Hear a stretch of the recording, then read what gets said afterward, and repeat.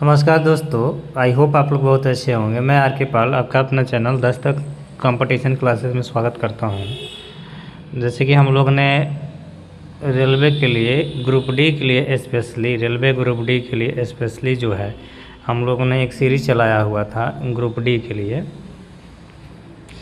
एक सीरीज़ चलाया हुआ था जिसमें हम लोग अब लगभग प्रैक्टिस सेट कर रहे हैं। जो चैप्टर वाइज था तो फिजिक्स के 4 क्लासेज आपको देखने को मिल जाएंगे यूट्यूब चैनल पे मैंने दे दिया, और बायो के इसके पहले एक और क्लासेज मैंने दे दिया है जो डीजी से था और डीजी से था जो काफ़ी इम्पोर्टेंट था। डीजी एंड टिश्यू से क्लासिफिकेशन काफ़ी इम्पोर्टेंट था।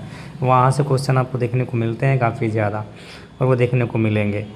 अभी हम जेनेटिक्स और रिप्रोडक्शन, दो चीज़ है, रिप्रोडक्शन और जेनेटिक्स के लगभग 50 से 60 क्वेश्चन और लगभग 60 क्वेश्चन आपको लेके मैं आया हूँ जो काफ़ी एग्ज़ाम के लिए इम्पोर्टेंट है। और यहाँ से क्वेश्चन आ ही रहे हैं जो मैं हम लोग जो सॉल्यूशन कर रहे हैं, जो रिव्यू वीडियो दे रहे हैं, जो बता रहे हैं एग्ज़ाम का, तो वो आ ही रहा है उसमें से। तो उसके लिए काफ़ी हेल्पफुल रहेगा। इस चैप्टर से क्वेश्चन आते ही हैं तो काफ़ी हेल्पफुल रहेगा ये सेशन से। जैसे साइंस 25 है तो मैंने गारंटी लिया था कि 25 में से आपका 22 से 23 क्वेश्चन आपका कहीं नहीं जाने दूंगा, इसी सेशन से आ जाएगा जो हम लोग तैयारी कर रहे हैं। तो इस सेशन को आप लोग ज़रूर देख लीजिएगा। और स्टार्ट करते हैं हम लोग बिना देर करते हुए, बिना बात करते हुए हम लोग स्टार्ट करते हैं क्वेश्चन नंबर 1 से। पहले क्वेश्चन से स्टार्ट करेंगे। और एक और चैप्टर कर लिए थे हम लोग, अब उसी को हम लोग कंटिन्यू कर रहे थे। जैसा मैंने बताया था ये करीब 200 से 250 क्वेश्चन जो पीवाई की बेस्ट पे है वो प्रैक्टिस सेट के रूप में हम आपको दे रहे हैं, जिसमें 30 से 40 क्वेश्चन मिल रहा है। और सीरीज स्टार्ट किए थे और बीच बीच में हम 10 मिनट का शो भी चला रहे हैं जो इम्पोर्टेंट होता है। उस 10 मिनट में केवल कंटेंट आपको रहता है, अच्छी जानकारी जो आपकी बुक में आ सकता है थ्योरी समेत, क्योंकि अभी टाइम नहीं है। और 3 अगस्त का जिनका एग्ज़ाम है उनके लिए ग्रुप डी ने देखा जाए तो सिटी इंटीमेशन भी जारी कर दिया है 3 अगस्त वाले का, जिनका 3 अगस्त को एग्ज़ाम है। तो उसी को ध्यान में रख के हम लोगों ने सीरीज़ भी स्टार्ट किया था, और उसमें हम लोग बहुत बायो के प्रैक्टिस सेट कर रहे थे, और फिजिक्स का भी आपका प्रैक्टिस सेट तैयार है, और केमिस्ट्री का भी। तो हम 1 वीक में लगभग हम लोग उसको ख़त्म कर देंगे, और डेली लगभग आपका वीडियो अपलोड हो ही रहा है, तो आप चैनल से जुड़ जाएं। आइए बिना देरी करते हम लोग क्लास को शुरू करते हैं और डायरेक्ट क्वेश्चन पे आते हैं। और इस चैप्टर में हम जो पढ़ेंगे वो रिप्रोडक्शन और प्लस जेनेटिक्स के 15 क्वेश्चन जो होंगे जो इम्पोर्टेंट है वो हम कर पाएंगे। तो देखिए, आइए शुरुआत करते हैं। पहला क्वेश्चन से ही शुरुआत करते हैं कि मानव जनन तंत्र में यौन प्रजनन माता पिता का योगदान होता है, कितना होता है पूछा है। तो आपको पता है कि जैसे ही यौन प्रकीर्णन होगा तो मेल और फीमेल दोनों मिलेंगे।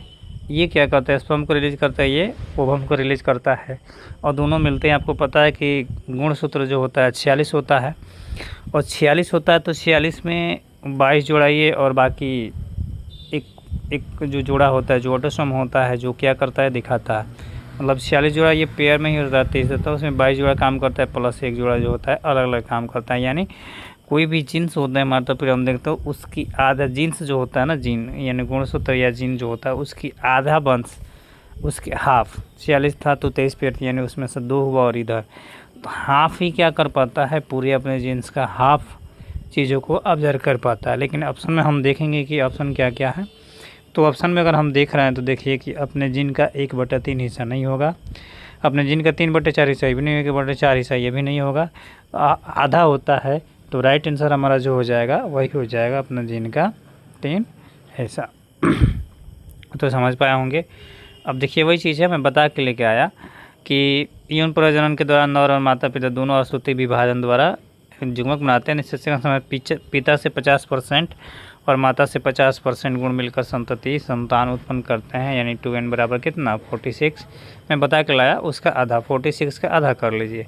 तो हमारा राइट आंसर जो हो जाएगा क्या, ए नंबर आपको देखने को मिल गया। राइट आंसर क्या मिला, ए नंबर देखने को मिला। आइए आगे देखते हैं क्वेश्चन नंबर 2। क्वेश्चन नंबर 2 देखते हैं। क्वेश्चन नंबर 2 कह रहा है कि गर्भाशय में भ्रूण को पोषण प्रदान करने वाला उत्तक कौन सा है। देखिए यूट्रस जो होता है उसमें, गर्भाशय जो होता है उसमें भ्रूण को पोषण प्रदान कौन करता है?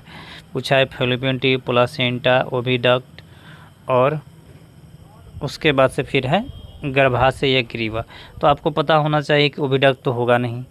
और फैलोपियन ट्यूब में तो अंडाणु क्या होते हैं? फैलोपियन ट्यूब में अंडाणु निषेचित होते हैं, अंडाणु बनते हैं यहाँ पे और फिर नीचे की तरफ गर्भाशय में, ग्रीवा में उसी को क्या करते हैं? वो ढकेल देते हैं, गर्भाशय में चला जाता है और गर्भाशय में जाके वो ओविडक्ट में वो जम जाता है। उसके बाद से उसको पोषण, यानी ये एम्ब्रायो में चेंज हो जाता है और यही एम्ब्रायो जो है इसको पोषण चाहिए, इसको न्यूट्रिशन चाहिए, तो वो कहाँ पे जाके? प्लासेंटा में जाके वो फिक्स हो जाता है। यानी अगर हम बात करते हैं राइट आंसर के, तो इसके अनुसार हमारा क्या होना चाहिए? प्लासेंटा होना चाहिए। तो राइट आंसर प्लासेंटा हो जाएगा। प्लासेंटा में पोषण प्रदान होता है। लिखा भी यहाँ पे गर्भाशय की दीवार से जुड़ी होती है। मैं बताया वही चीज़ कि भ्रूण के अवशिष्ट पदार्थ को बाहर निकालने में मदद करता है और ऑक्सीजन को, ग्लूकोज अन्य पोषक तत्व जितना होता है वही पहुँचाएगा प्लासेंटा। ठीक, मैं बताया।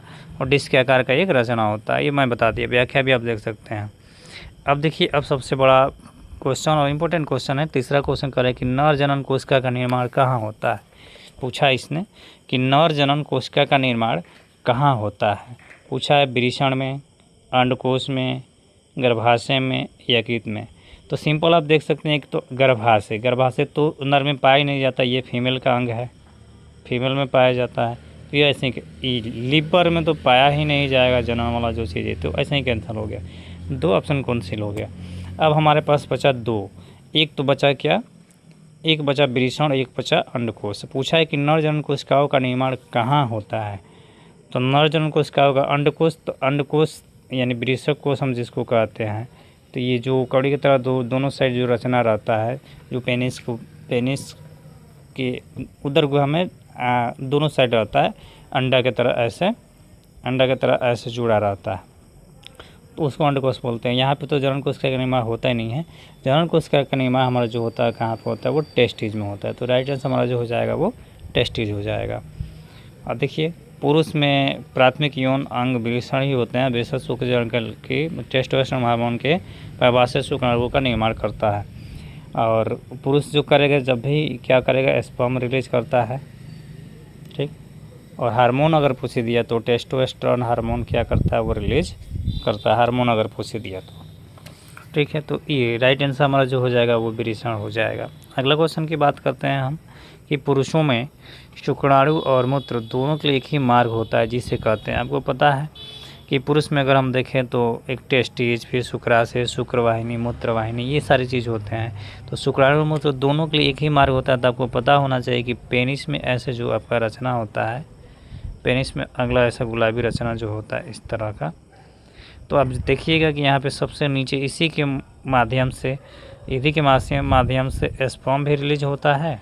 जब मैथुन करते हैं तो इसी के माध्यम से मूत्र भी रिलीज होता है। तो ये सबसे नीचे पाया जाता है, पेनिस में ही पाया जाता है। तो क्या होता है? आपको पता होना चाहिए कि क्या होता है? वो मूत्र मार्ग जो होता है वहीं से दोनों आता है। तो राइट आंसर तो मूत्र मार्ग होगा। शुक्राशय में तो होगा नहीं, शुक्रवाहिका भी नहीं होगा, वृषण भी नहीं होगा। शुक्राशय में तो स्पर्म क्या होता है? रिलीज हो जाता है। ठीक, स्पर्म वहाँ तैयार रहता है और शुक्रवाहिका उसके नीचे नली रहती है, वृषण के नीचे ही सब रहती है। मूत्र मार्ग जो होता है, जो क्या करता है? शुक्राणु और मूत्र दोनों को बाहर निकालता है, उसी का मार्ग है। तो अगर राइट आंसर की हम बात करते हैं तो राइट आंसर हमारा क्या हो जाएगा? मूत्र मार्ग हो जाएगा। आइए अगला क्वेश्चन हम देखते हैं। अगला क्वेश्चन देखने का प्रयास करते हैं, वही चीज़ें बता दिया मैं यहाँ पे। अब बोला है कि वृषक और बाहर क्यों, शरीर के बाहर क्यों स्थित होता है? बहुत अच्छा क्वेश्चन है, पूछा हुआ है कि वृषण कोश शरीर के बाहर क्यों स्थित होता है? शरीर के अंदर नहीं रहता, वो शरीर के बाहर क्यों स्थित रहता है? तो आपको पता है कि दोनों वृषण कोश जो होता है ना, शरीर का जो तापमान होता है उसको वो नियंत्रित करता है, ताप को ही वो कंट्रोल करता है, तापमान को क्या करता है? वो नियंत्रित करता है।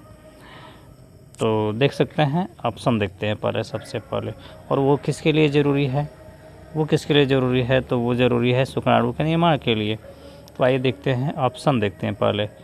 अधिक तापमान के लिए, सुरक्षा के लिए, कोई नहीं, और उसके बाद सुरक्षा के लिए, अधिक तापमान के लिए और कोई नहीं, और तीसरा है क्या? शुक्राणु निर्माण की कम तापमान की आवश्यकता होती है, लगभग 2.3 डिग्री सेल्सियस के करीब में ये मतलब उससे उतना सहन कर सकता है, 2 से 3 डिग्री सेल्सियस के करीब में सहन कर सकता है।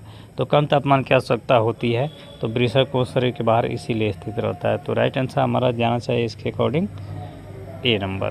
तो राइट आंसर हमारा ए नंबर हो जाएगा। अगला क्वेश्चन देखते हैं। क्वेश्चन नंबर आपके हो जाएगा क्वेश्चन नंबर 6। क्वेश्चन नंबर 6 देखेंगे। क्वेश्चन नंबर 6 में कह रहा है कि निषेचन की प्रक्रिया कहाँ होती है। पूछा इसने निषेचन की प्रक्रिया कहाँ होती है। तो जब भी स्पर्म और ओवम जब दोनों मिलते हैं तो यहीं पे क्या होता है, जब भी स्पर्म और ओवम मिलेंगे, दोनों जब मिलेंगे तो निषेचन की क्रिया होती है। जब ये संचय नर और मादा जब क्या करते हैं, मेल और फीमेल जब संचयन करते हैं तो यहीं पे होता है निषेचन की क्रिया। तो निषेचन की क्रिया होगी कहाँ पे, तो देखिए गर्भाशय में तो होगा नहीं। और फिर पूछा है कि योनि भेजिना में, तो यहाँ पे जनन होता है, यहाँ पर निषेचन नहीं। अंडाशय में तो होगा नहीं, अंड का निर्माण होता है यहाँ पे, अंडाशय में अंड का निर्माण होगा। गर्भाशय में होगा नहीं, गर्भाशय में भ्रूण का निर्माण होगा, भ्रूण यहाँ पे बच्चा ग्रोथ करेगा। फॉलोपियन ट्यूब में होना चाहिए, यही होगा डिम्बोनियम जिसको बोलते हैं, यहीं पे निषेचन की क्रिया होती है, क्योंकि यही क्या होती है, फैलती है। तो राइट आंसर हमारा जो हो जाएगा वो फॉलोपियन नलिका हो जाएगा, फॉलोपियन ट्यूब हो जाएगा। और अंडाशय से निकलता है अंडाणु व शुक्राणु फॉलोपियन ट्यूब के एम्पुला भाग में मिलते हैं, जहाँ निषेचन क्रिया संपन्न होती है और जाइगोट बनता है। वही मेल प्लस फीमेल मिलेंगे, दोनों मिलके किस चीज़ का निर्माण करेंगे, जाइगोट का निर्माण करेंगे। यहाँ पे फर्टिलाइजेशन आपको देखने को मिलता है। तो क्लियर हो पाया होगा ये। तो व्याख्या भी आप देख सकते हैं। अगला क्वेश्चन देखते हैं। क्वेश्चन की अगला बात करें। अगला क्वेश्चन हमारा जो कह रहा है कि पुरुषों की नसबंदी को क्या कहा जाता है। देखिए 2 तरह का होता है। पुरुष में शल्य चिकित्सा द्वारा क्या किया जाता है, उसके जो शल्य चिकित्सा द्वारा क्या किया जाता है, उसके एक शुक्रवाहिका जो होता है, शुक्रवाहिका को ही क्या कर दिया जाता है, काट कर और धागे से बांध दिया जाता है। तो जैसे ही धागे से बांध देते हैं तो उसको हम पुरुष नसबंदी के नाम से जानते हैं, पुरुष नसबंदी के नाम से जानते हैं, उसको पुरुष नसबंदी कहा जाता है। और इस पुरुष नसबंदी को हम कहते हैं वेस्कोटोमी। और वही अगर मादा में हो जाए तो उसको टेबुकोटोमी बोला जाता है। तो राइट आंसर हमारा जो हो जाएगा वेस्कोटोमी हो जाएगा।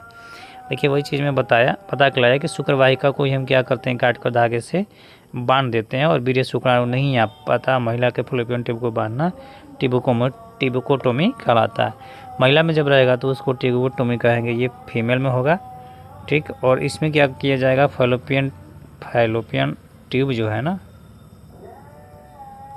फैलोपियन ट्यूब को ही क्या किया जाता है, बांध दिया जाता है। और इसमें जो है, इसमें शुक्रवाहिका को बांध दिया जाता है। तो शुक्रवाहिका बांधते हैं, इसको हम बोलते हैं स्त्री नसबंदी इसको कहते हैं। और इसको हम क्या बोलते हैं, पुरुष नसबंदी कहते हैं, पुरुष में जो होता है। तो क्लियर हो पाया होगा कंसेप्ट। अगला देखिए, ये कुल मिला जुला के हम अगर देखें तो इसमें मात्र आपको जनन के 7 क्वेश्चन आपको देखने को मिले। इसमें अभी फिर मैं इसका 30 या 40 क्वेश्चन लेकर आऊँगा, तो एक साथ मैं उसको जोड़ दूँगा। अगला जो चैप्टर होगा वो जब विकास से कुछ रहेगा, कुछ जनन से क्वेश्चन रहेगा, और फिर उसमें हम इन्वायरमेंट का क्वेश्चन करेंगे या विटामिन का क्वेश्चन करेंगे। बहुत सारा चैप्टर बचा हुआ है।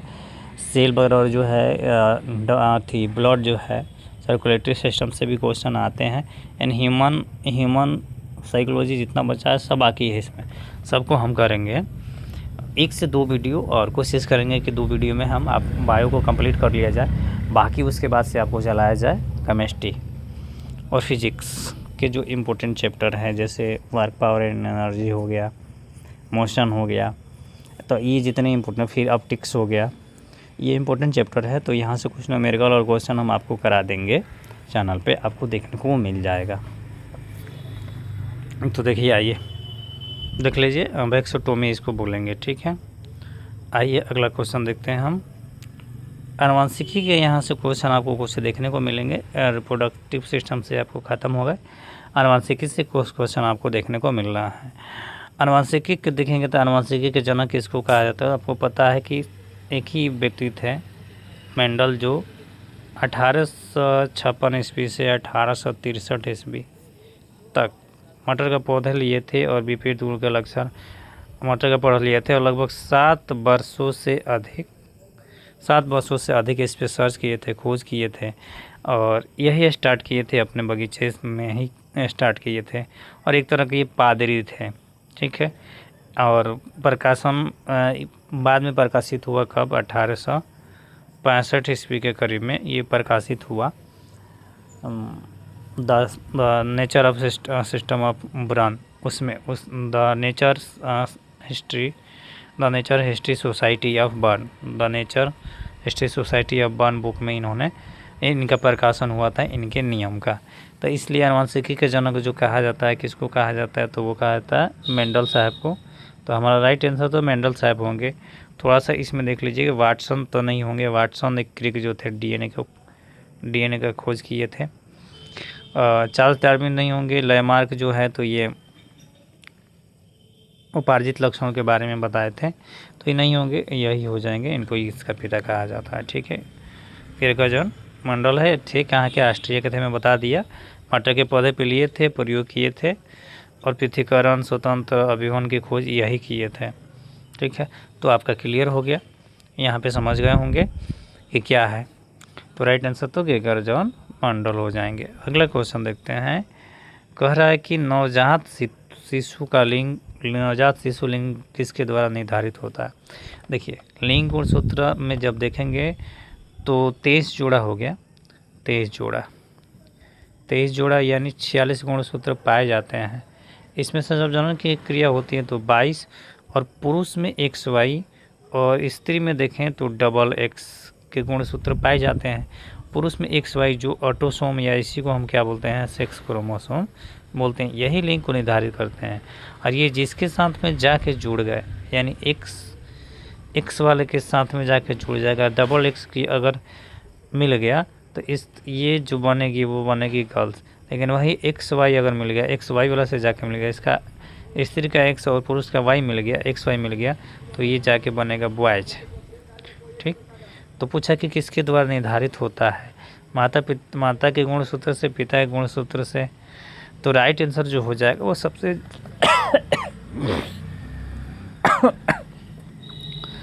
ज़्यादा जो डिपेंड करता है वो किससे? वो पिता के गुणसूत्र से डिपेंड करता है, क्योंकि ये जेंट्स में ही पाया जाता है XY क्रोमोसोम। ठीक, तो पिता के गुणसूत्र से ही होता है। तो राइट आंसर हमारा जो हो जाएगा पिता के गुणसूत्र से हो जाएगा। लिखा भी है यहाँ पे, व्याख्या में सब प्रश्न का लाया हूँ ताकि आप आसानी से देख सकते हैं। स्त्रियों में केवल X होते हैं, जबकि पुरुषों में X और Y दोनों गुणसूत्र होते हैं। यदि पिता का X और अंडाणु से मिले तो लड़की होगी और पिता का Y मिले तो लड़का होगा। सिंपल है, ये सब पिता का ही होता है। अगर X अंडाणु से मिल गया X तो लड़की हो गया, X अगर शुक्राणु से मिला, इसका मिल गया Y से मिल गया पिता का, तो बॉयज हो जाएगा। तो ये बॉयज हो जाएगा, ये बॉयज की पहचान और ये गर्ल्स की पहचान है। इसको आप पढ़े भी होंगे। तो राइट आंसर हमारा पिता के गुणसूत्र से होगा, वही डिपेंड करता है। अब देखिए अगला क्वेश्चन है, पूछा इन्होंने कि मेंडल के द्विसंकर क्रॉस को फिनोटाइप का अनुपात क्या था? तो देखिए मेंडल ने जो किया था डबल वाला, तो इन्होंने ऐसे किया था। अब उतना तालिका तो बताएंगे तो समय लग जाएगा। देखिए ऐसे R और एक, देखिए इन्होंने क्या लिया था, लंबा पौधा डबल माने Y R Y small y R ये लिए थे। और यहाँ से जब किए थे तो 9:3:1 देखने को आपको मिले थे। 3:1 तो F1 पीढ़ी में हो जाता है। ये एक संकर क्रॉस में या पृथ्वी प्रभाविता का जो नियम है उसमें देखने को मिलता है। और ये तो जीनेटिक अनुपात है एक क्रॉस का। 9:1 किसी का नहीं होता है। तो राइट आंसर हमारा 9:3:3:1 हो जाएगा। और यहाँ पे लिखा भी है, देख लीजिए कि जब मेंडल ने दो अलग अलग लक्षणों को जैसे बीज का आकार और रंग को लेकर क्रॉस कराए तो F2 पीढ़ी में बाहरी लक्षणों का अनुपात 9 गोल पीला, 3 गोल हरा, 3 झुर्रीदार और 1 झुर्रीदार प्राप्त हुआ था, यानी उसका रेंज 2 था, 9:3:3:1 था।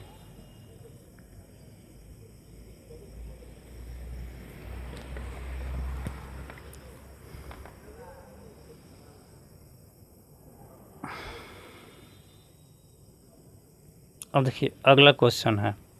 देखिए 2-3 पार्ट में ये हुआ है, थोड़ा सा दिक्कत हुआ है पीडीएफ में, मतलब हम लोग 20 क्वेश्चन कर लिए, फिर थोड़ा सा हम आगे देख रहे हैं। कितना क्वेश्चन लगभग हम लोग कर लिए थे, 20 क्वेश्चन हम लोगों ने कर लिया उधर, ठीक है। अब और आगे देखिए, उसी में है, आगे भी है, आगे क्वेश्चन देखेंगे कि गर्भाशय में भ्रूण का रोपण कहाँ होता है। गर्भाशय में भ्रूण का रोपण कहाँ होता है। एम्ब्रायो से एक मतलब एम्ब्रायो जो रहता है वो कहाँ रहता है, तो ऑब्वियसली है गर्भाशय का एंडोमेटेरियम जो होता है ना गर्भाशय का, उसी में ग्रीवा में तो होगा नहीं, अंडाशय में भी नहीं होगा, फैलोपियन ट्यूब में तो होता ही नहीं है।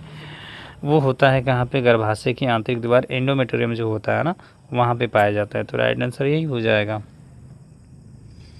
देखिए लिखा भी है यहाँ पे कि निषेचन के बाद जिगोमोनाज विभाजित होकर ब्लास्टोलेस्ट बनाता है, और यह ब्लास्टोलेस्ट गर्भाशय के अंदरूनी परंतु एंडोमेट्रियम में जाकर चिपक जाता है, जिसे हम लोग इम्प्लांटेशन रोपण कहते हैं, यानी गर्भ ठहर जाता है। तो राइट आंसर हमारा जो हो जाएगा ये हो जाएगा। आइए अगला क्वेश्चन देखते हैं कि मादा में आत्रवचक मेंस्ट्रुअल साइकिल के दौरान अंडोत्सर्ग किस हार्मोन द्वारा नियंत्रित होता है। तो देखिए आपको पता है कि 2 हार्मोन यहाँ पर रिलीज होता है, प्रोजेस्टेरोन और ल्यूटिनाइजिंग हार्मोन ये होता है। तो प्रोजेस्टेरोन हार्मोन जब स्रावित होता है तो ये क्या करता है, मेंस्ट्रुअल साइकिल में मदद करता है। और अंडोत्सर्ग जो होता है वो ल्यूटिनाइजिंग हार्मोन, LH हार्मोन जिसको हम कहते हैं, LH हार्मोन, और FSH हार्मोन, फॉलिकल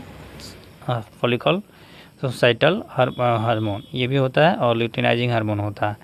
तो यहाँ पे हार्मोन पूछा है तो थायरॉक्सिन तो होगा नहीं, इंडरलाइन भी नहीं होगा, इंसुलिन ये कुछ भी नहीं होगा, ये सब तो उधर आप चले जाते हैं उधर। राइट आंसर हमारा जो होता है ल्यूटिनाइजिंग हार्मोन होता है, यही आंसर हो जाएगा। लिखा भी है, देखिए पीयूष ग्रंथि में अगर देखें तो ल्यूटिनाइजिंग हार्मोन चक्र के 14वें दिन के उच्चतम पर स्थित होता है, जिसे LH सर्ज कहते हैं। इस प्रभाव से अंडाशय परिपक्व अंडाणु बाहर निकलता है, इसलिए मना किया जाता है कि 14वें और 15वें दिन संभोग ना करे, सेक्स की क्रिया ना करे, क्योंकि गर्भ ठहरने का काफ़ी ज़्यादा चांसेस उसमें रहता है, क्योंकि ल्यूटिनाइजिंग हार्मोन जो होता है काफ़ी ज़्यादा रिलीज होता है उस मात्रा में, और बहुत ही जल्दी वो जाके क्या होता है अंडाणु से जाके वो सट जाता है, बाहर निकल जाता है, ठीक है। तो इसलिए आंसर जो होगा हमारा ल्यूटिनाइजिंग हार्मोन होगा। अभी उसी से क्वेश्चन है, पूछा कि शुक्राणु किस भाग में परिपक्व और अस्थायी रूप से संग्रहित है। देखिए जो PDF बनाया है ना वो फिगर इसमें नहीं दिए हैं, क्या बोले हम, PDF मैं खुद बनाता नहीं हूँ, टाइपराइटर बनाते हैं और उतना समय भी नहीं मिल पाता है, इस वजह से तो वो थोड़ा सा फिगर समेत नहीं बना पाया। फिगर आता तो और अच्छा से आदमी डील कर पाता है, कोई नहीं, आप समझ सकते हैं, प्रैक्टिस करना है, प्रैक्टिस कर सकते हैं। पूछा है शुक्राणु किस भाग में परिपक्व और अस्थायी रूप से संग्रहित होते हैं। जैसे सब पता है मूत्र मार्ग में तो होंगे नहीं, वृषण में क्या होता है यहाँ से रिलीज होना स्टार्ट होता है, और एक और दिया है प्रोटेस्ट ग्लैंड में तो नहीं होगा, मूत्र मार्ग भी नहीं होगा। अब वृषण और एपिडर्मिस बच गया, तो वृषण में शुक्राणु का क्या होता है, निर्माण होना स्टार्ट होता है, ठीक है। लेकिन यहाँ पे ये ग्रोथ नहीं करते हैं और अस्थायी रूप से रहते भी नहीं हैं, स्थायी पे यहाँ पर रहते हैं, लेकिन जैसे ही वो परिपक्व होते हैं तो परिपक्व होकर और अस्थायी हो जाते हैं तो वो चले जाते हैं किसमें, एपिडर्मिस में। तो यही इन्होंने पूछा हुआ है, तो राइट आंसर जो हो जाएगा हमारा अधिवृषण हो जाएगा। राइट आंसर हमारा क्या होगा, अधिवृषण होगा। आइए अगला क्वेश्चन देखते हैं। वही चीज़ लिखा हुआ है कि वृषण बनने में शुक्राणु तैरने या निषेचन करने में सक्षम नहीं होते, वो एपिडर्मिस में जाते हैं जहाँ पूर्ण रूप से परिपक्व होते हैं और गतिशीलता प्रदान करते हैं। अब फिर उसी से क्वेश्चन है, उसी चैप्टर से है, जन्म से ही क्वेश्चन आपको देखने को मिलेंगे। देखिए पूछा है क्वेश्चन कि शुक्राणु के सिर के अग्रभाग में स्थित एक्रोसोम का मुख्य कार्य क्या है। शुक्राणु आपको पता होना चाहिए कैसे पाया जाता है। शुक्राणु छिपकली जैसे लगभग होती है, इस तरीके से इसका रचना देखने को मिल जाता है, जिसको सीटोल ये वगैरह कहा जाता है। तो उसमें पूछा है कि उसके अग्रभाग में एक्रोसोम का मुख्य कार्य क्या है। पोषण देना नहीं, शुक्राणु को गति देना नहीं, ऊर्जा प्रदान करना ये भी नहीं। वो क्या होता है, अंडाणु की जो झिल्ली होती है ना, उसी को भेदने के लिए होता है। तो राइट आंसर तो यही हो जाएगा। व्याख्या में भी आप देख सकते हैं कि एक क्रोमोसोम पाचक एंजाइम हाइलोरोनेडेस होते हैं जो अंडाणु की बाहरी सुरक्षात्मक जोन को गोल कर शुक्राणु के अंदर प्रवेश करने में मदद करते हैं। तो राइट आंसर हमारा यही हो जाएगा। क्वेश्चन अगला देखते हैं। क्वेश्चन नंबर 15 यहाँ पे देखने को मिलेगा कि शुक्राणु के मध्य भाग में तैरने के लिए ऊर्जा देने के लिए क्या पाया जाता है। आपको पता है हमारे बॉडी में ऊर्जा एक ही जगह पे होता है, पावर हाउस जिसको कहते हैं, एटीपी के रूप में संचित रहता है। और ये कहाँ पाया जाता है, तो माइटोकॉन्ड्रिया में, उसी को ऊर्जागिरी कहा जाता है। तो पूछा तो है कि ऊर्जा देने के लिए, तो कहाँ, राइबोसोम तो प्रोटीन को मदद करता है, केंद्रक तो सेंट्रल सब चीज़ को नियंत्रित करता है, लाइसोसोम जो होता है इसको आत्महत्या का थैली भी बोला जाता है, आपको पता है, सुसाइडल बैग। तो ऊर्जागिरी किसको, पावर से इसको एक ही बच गया, वो है माइटोकॉन्ड्रिया, इसको ऊर्जागिरी कहा जाता है क्योंकि ऊर्जा का ये घर होता है इसलिए। तो राइट आंसर हमारा जो हो जाएगा माइटोकॉन्ड्रिया हो जाएगा। अगला क्वेश्चन हम देखते हैं रिप्रोडक्शन से 16 नंबर क्वेश्चन जो है कि विखंडन द्वारा अलैंगिक जनन किस में होता है। तो देखिए विखंडन द्वारा पूछा है, केचुआ में तो होगा नहीं, हाइड्रा में जो होगा वो मुकुलन होता है, वो पता है। ईस्ट में होता नहीं है, ईस्ट में भी क्या होता है, मुकुलन होता है।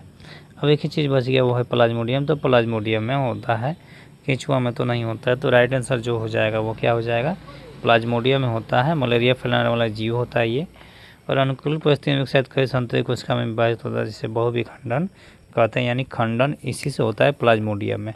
प्लाज्मोडियम आप ऐसे देखेंगे और इस तरह से इसमें बीच बीच में ऐसे पाया जाता है, और जब इसके केंद्रक द्रव्य टूटते हैं तो ये एक साथ में जुड़ जाता है ऐसे, और फिर आगे जाके नए कोशिका का दोगुना निर्माण कर देता है। तो ये बहु विखंडन होता है, 3 गो 4 गो 5 गो ये बना देता है, तो प्लाज्मोडियम ही है राइट आंसर। अगला क्वेश्चन इसी से है कि मुकुलन द्वारा जनन किन जीवों में जन्म देखा जा सकता है। अभी तो मैं बता के लाया कि किस में देखा जाएगा, अमीबा में तो होगा नहीं, प्लाज्मोडियम में नहीं होगा, प्लाज्मोडियम में तो बहुखंडन हुआ था, जीवाणु में होगा ही नहीं, अमीबा में तो होगा नहीं। राइट आंसर हमारा जो हो जाएगा हाइड्रा और ईस्ट में होगा। ठीक है, तो राइट आंसर यही हो जाएगा ऑप्शन नंबर ए। मुकुलन या बर्डिंग जनन के शरीर से छोटा बर्ड निकलता है, वही है जो धीरे धीरे नया जीव बनता है। हाइड्रा और ईस्ट दोनों में क्या होता है। अब देखिए यही है, थोड़ा सा दिक्कत हुआ है। अब यहाँ से क्वेश्चन दूसरा आ गया है, तो हम लोग लगभग कितना 17 ये देख लिए, उधर से 20 17 20 27 क्वेश्चन हम लोग देख पाए। अब आइए इसी को तोड़ के थोड़ा सा दिया है क्वेश्चन, इसमें लगभग आपका सब खत्म हो जाएगा। फिर यहाँ से थोड़ा सा आपको 18 नंबर से फिर आपको देखने को मिलेगा, क्या आपको देखने को मिल जाएगा यहाँ से आनुवंशिकी के प्रश्न कुल मिला के आपको 60 क्वेश्चन मिनिमम, तो 60 क्वेश्चन आपको इससे देखने को मिलेगा ही मिलेगा। मिनिमम की मैं बात कर रहा हूँ, तो मिनिमम 60 क्वेश्चन आपको देखने को मिलेंगे। आइए अगला क्वेश्चन देखते हैं।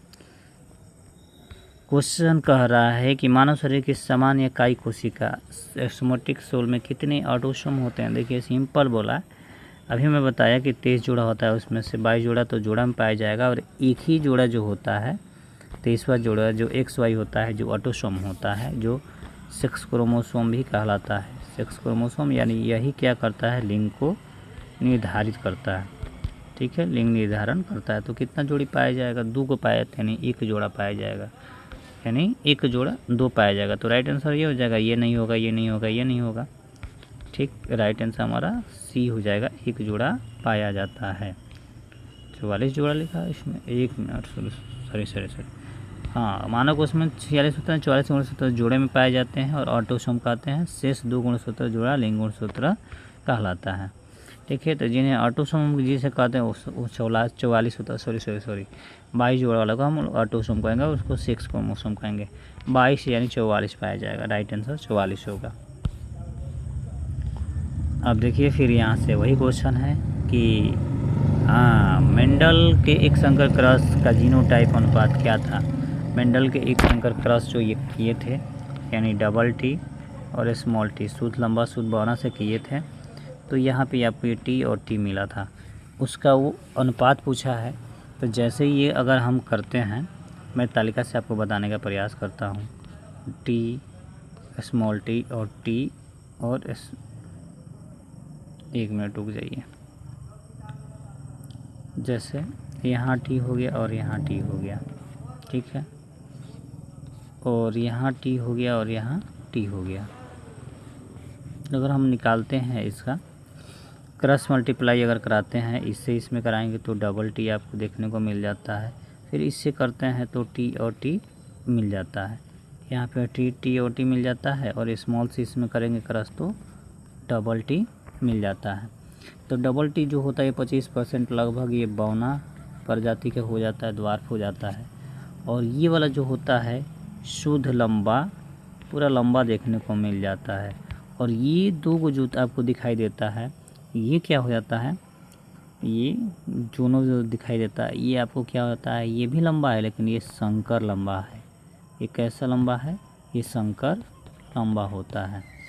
तो अब अगर हम रेंज निकालने की बात करें तो जीनोटाइप में अगर हम निकालेंगे तो जो दिखता है उसी को, तो बौना कितना दिखा 1, बाकी ये संकर नस्ल वाला कितना दिखा तो 2, और ये वाला कितना दिखा लंबा वाला तो 1। तो इसका रेशियो अगर देखा जाए तो 1:2:1 हो जाएगा, क्योंकि जीनोटाइप अनुपात पूछा है।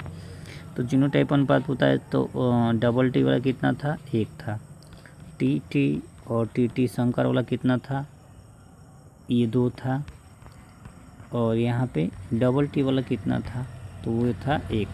यानी जीनोटाइप अगर निकालते हैं तो 1:2:1 यहाँ पे आंसर हो जाएगा। तो राइट आंसर हमारा तो यही हो जाएगा। अगर ये फिनोटाइप पूछ देता तो ऐड कर दीजिए, 3 है और एक ये है, तो फिनोटाइप में ये हो जाता है राइट आंसर। तो पूछा है क्या जीनोटाइप, तो जीनोटाइप के लिए राइट आंसर हमारा जो हो जाएगा 1:1 हो जाएगा, 1:1 हो जाएगा। अब देखिए इसमें पूछा कि जीन शब्द का सबसे पहले किस वैज्ञानिक ने इसका प्रयोग किया था, सबसे पहले जीन। तो डीएनए के क्रियात्मक खंड को, जीन क्या है, डीएनए का क्रियात्मक खंड है, डीएनए का क्रियात्मक खंड को हम लोग क्या बोलते हैं, जीन बोलते हैं, ठीक है। तो जीन मेंडल तो नहीं होंगे, जेम्स वाटसन तो डीएनए का खोज किए थे, चार्ल्स डार्विन यहाँ होंगे ही नहीं, ग्रेगर मेंडल जो है ये आनुवंशिकी के पिता ही कहे जाते हैं। तो एक ही आदमी बच गए, वो हैं जोहानसन क्या किए थे, जीन शब्द का प्रयोग सबसे पहले किए थे। तो राइट आंसर हमारा जो हो जाएगा जोहानसन हो जाएगा। लिखा भी है यहाँ पे कब, 1909 ईस्वी में जोहानसन ने मेंडल के कारकों के लिए जीन का शब्द गढ़ा था। मेंडल का जब प्रयोग हो रहा था। अगला क्वेश्चन देखिए उसी से है, उत्परिवर्तन का सिद्धांत किसने प्रस्तुत किया।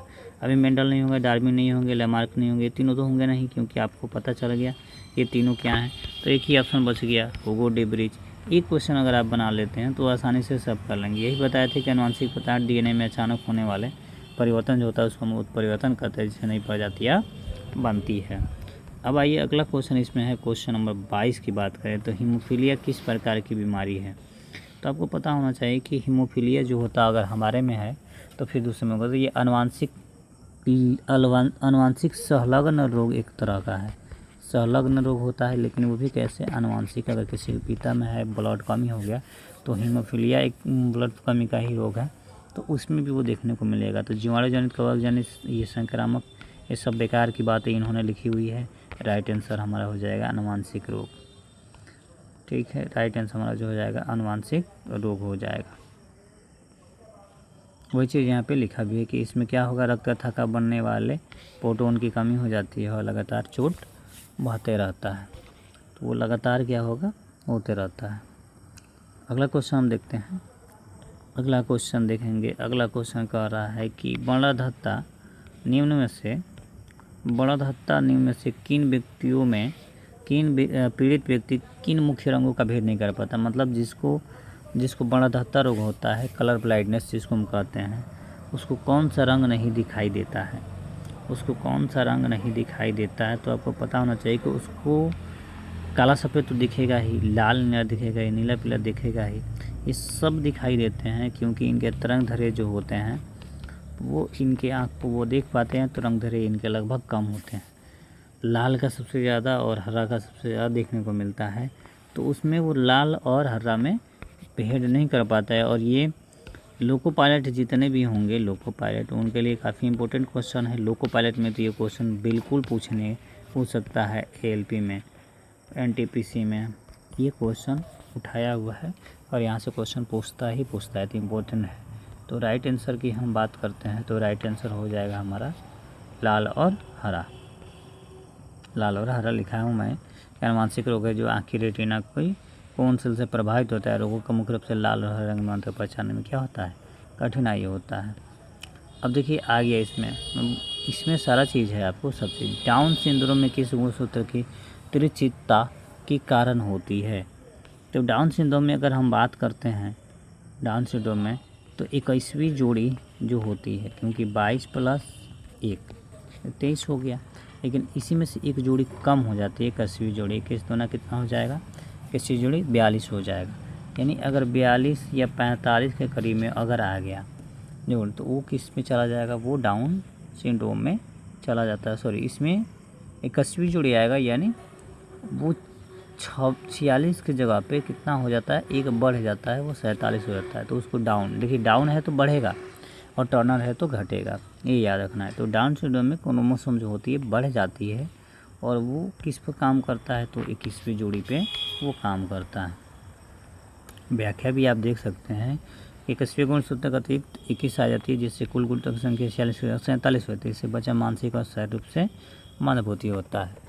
डाउन सिंड्रोम के जो बच्चे होते हैं वो मंदबुद्धि के होते हैं, ठीक है, क्योंकि उसमें गुणसूत्र अधिक से आ जाता है, उसी पर डिमो करता है। अब देखो टर्नर सिंड्रोम में कुल गुणसूत्र की संख्या कितनी होगी, तो इसमें देखिए इसमें बढ़ जाती है एक और उसमें क्या होती है, एक कम हो जाती है टर्नर में, तो 45 होगा उसमें।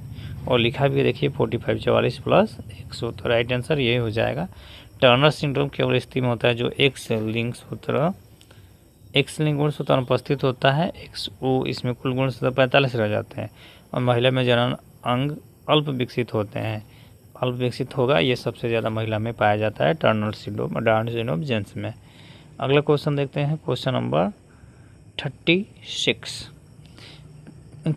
क्लाइनफेटर सिंड्रोम में गुणसूत्रों की स्थिति क्या होगी, तो ये सिर्फ टर्नर जैसे काम करता है वैसे इसमें भी हो जाता है, यानी 45, इसमें थोड़ा सा कम हो जाता है, इसमें बढ़ता नहीं है, कम होता है, यानी इसमें 45 रह जाते हैं और 45 में भी देखें तो 44 + XO के करीब में ये रहते हैं। तो राइट आंसर था हमारा हो जाएगा ऑप्शन बी।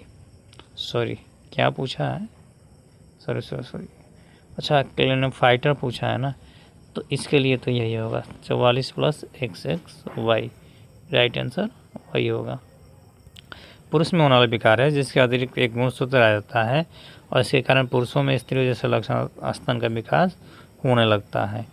तो राइट आंसर हमारा जो हो जाएगा वही कितना होगा, 47 44 + XXY, यही होता है। अगला क्वेश्चन देखेंगे कि आरएनए में थायमिन के स्थान पर कौन सा नाइट्रोजन बेस पाया जाता है। आरएनए में पूछा है, तो आरएनए में जब भी पाया जाएगा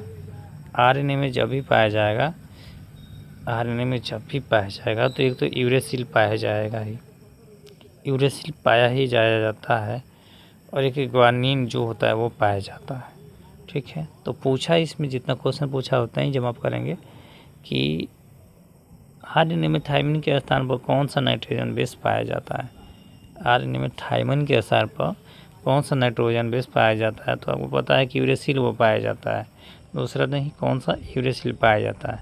DNA 4 base adenine, guanine, cytosine और थायमिन होते हैं, लेकिन आरएनए संरचना में थायमिन के स्थान पर यूरेसिल पाया जाता है। तो राइट आंसर यही हो जाएगा। अब देखिए क्वेश्चन नंबर 28 कह रहा है कि समजात अंग के सही उदाहरण कौन से हैं। समजात अंग के सही उदाहरण कौन से हैं। आलू और चुकंदर होगा नहीं, कोई नहीं, होगा ही नहीं। अब हमारे पास 2 ऑप्शन बच गए, एक तो मनुष्य के हाथ और पक्षी के पंख, तितली और चमगादड़ के पंख।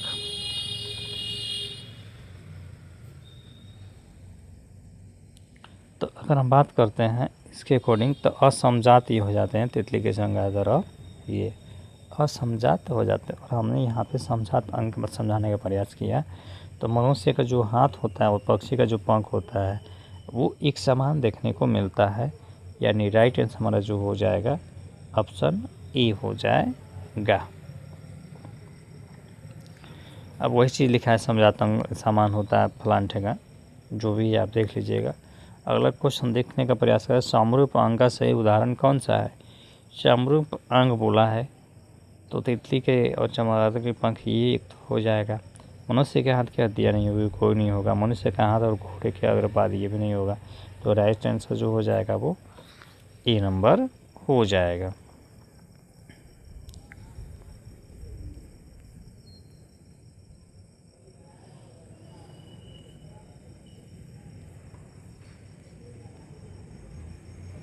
तो इसमें राइट आंसर की अगर बात करें तो क्या हो जाएगा, तितली और चमगादड़ के पंख, ये राइट आंसर हो जाएगा। व्याख्या भी आप देख सकते हैं। अब देखिए क्वेश्चन है, मनुष्य में अवशेषी अंग के उदाहरण कौन कौन से है। मनुष्य में अवशेषी अंग के उदाहरण कौन कौन से हैं। तो एक तो पता है कि आपको अपेंडिक्स होता है, ये वाला चीज़ है। अकल की दाढ़ ऑप्शन में दिया है, अकल की दाढ़ का में राइट आंसर समझ हो जाएगा, अपेंडिक्स हो जाएगा। तो देखिए ये लगभग 30 क्वेश्चन आपको देखने को मिले, काफ़ी इम्पोर्टेंट है।